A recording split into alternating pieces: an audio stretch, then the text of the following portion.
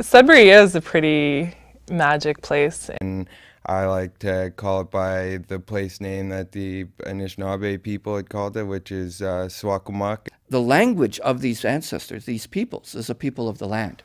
When we hear the rain, when we see the snow melt, when we see the changes of the seasons, is that was the core where the language of Anishinaabe people came from, was this land.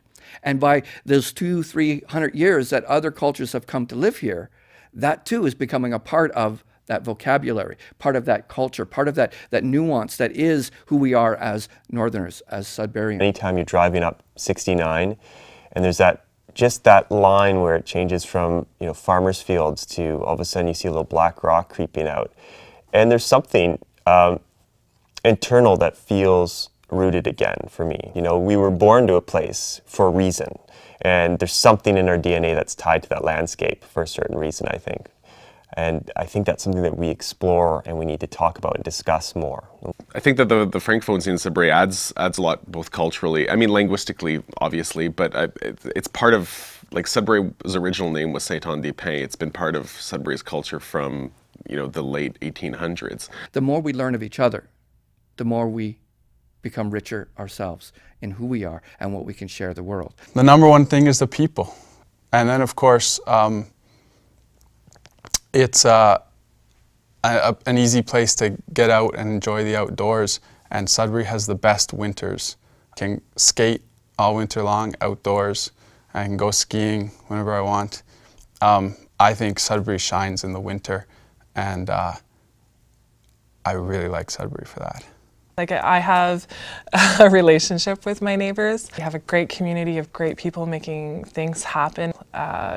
We have the creek, we have trails, I can wave at people along the street, and it's beautiful. We're really lucky that we have that sort of nature around us and that community.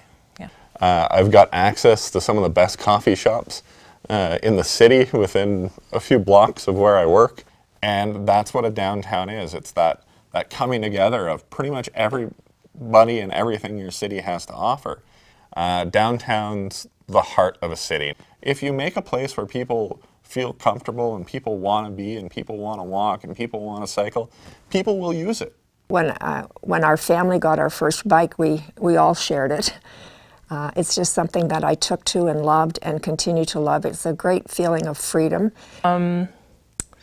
Gardening, growing your own herbs and food. I think it's so satisfying because it's something so simple that anybody can do, and there's something so grounding about first putting your hands in the earth and growing things yourself and being able to feed yourself or feed your family.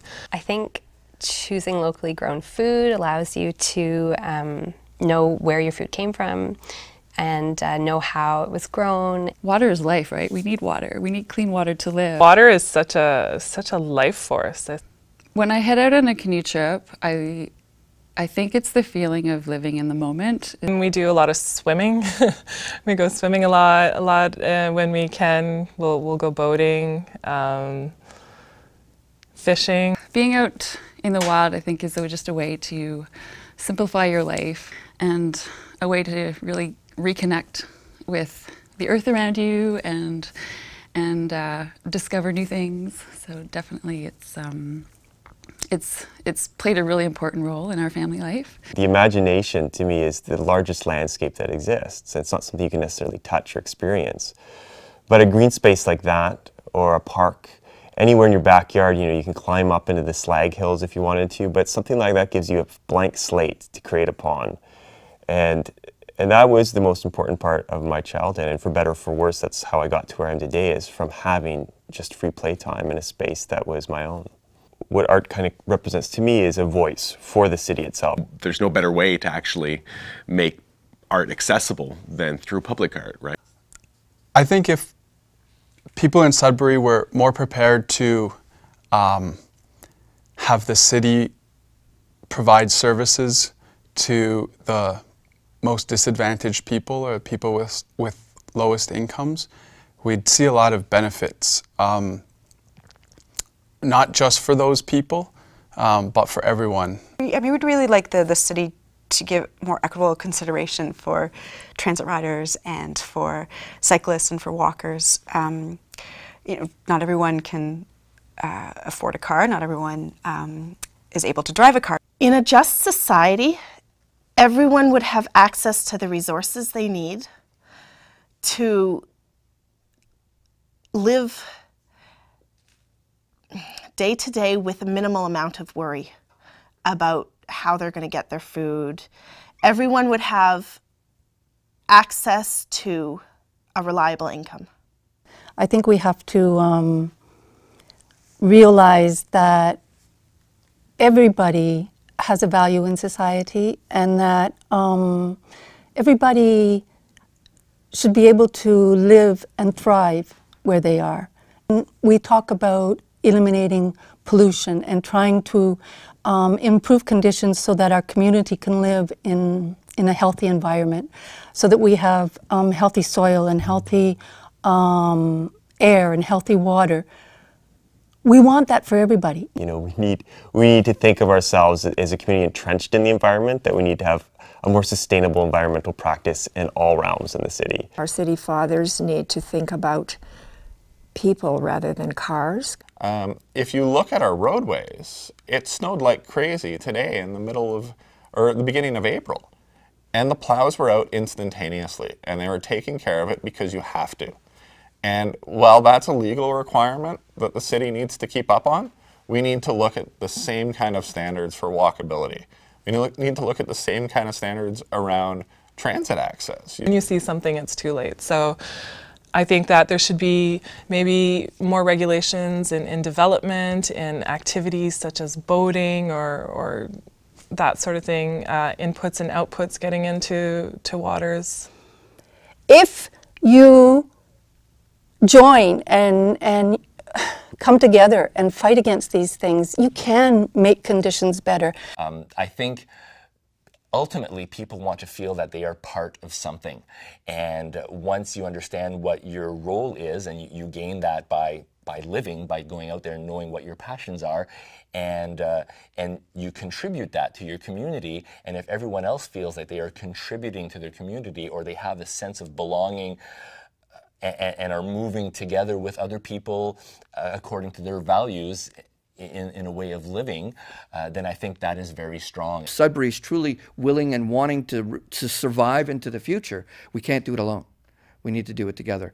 Caring for one another and caring for the land. I think if people can come together on those core issues. And people have to also make a public cry out for these things. To no longer build homes that are tied to the grid. An independent, truly green city.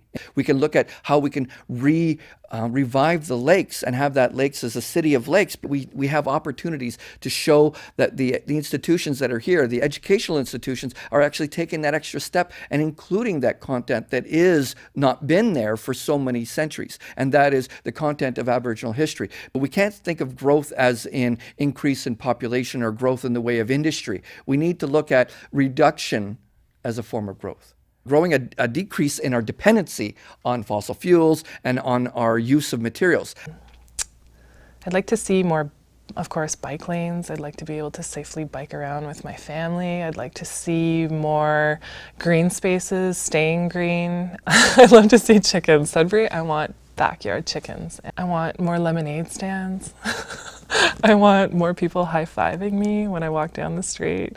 I want more people to I want more opportunities for community to come together, more block parties, more like let's reclaim things and just make those connections in ways that are really organic and not intimidating. Yeah, I want to see them more in places where people feel comfortable.